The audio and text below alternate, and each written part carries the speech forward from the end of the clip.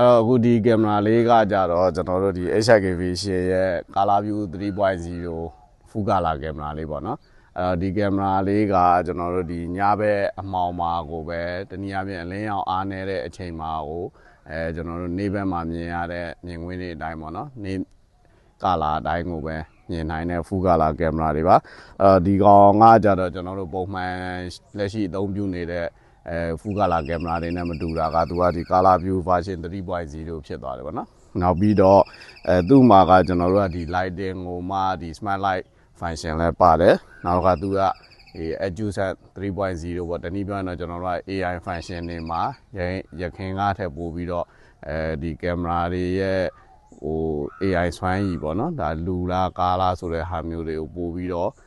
ပြသားထင်းထင်းရှားရှားခွဲခြားပေးနိုင်တယ်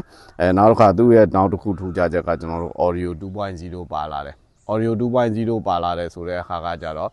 သူကပုံမှန်ကျွန်တော်တို့ CCTV ကင်မရာတွေမှာပါတဲ့ one way voice မဟုတ်တော့ဘဲနဲ့သူက two way audio ရလာတယ်ဒီကင်မရာမှာကိုပဲ PA speaker တွေပေါ့နော်သူရဲ့ speaker yo-yo speaker စနစ်တောင်မဟုတ်ဘူးကျွန်တော်တို့က PA speaker စနစ်ကိုသုံးထားတယ်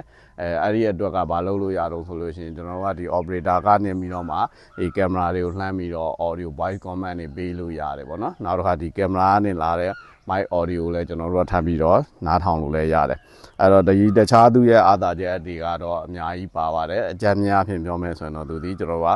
Color View 3.0 ရသွားမယ်Adjust ကလည်း 3.0 ပေါ့နော် audio ကလည်း 2.0 ရပါတယ်ဒီကင်မရာလေးနဲ့ကျွန်တော်တို့ဒါညဘက်မြင်ကွင်းနေပေါ့နော်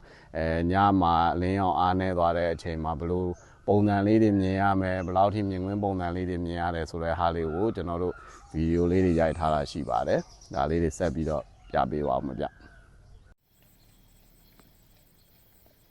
လာမတာကျဲမလင်းနဲ့ခုလိုညာခင်းအချိန်လေးမှာပေါ့ဗျာ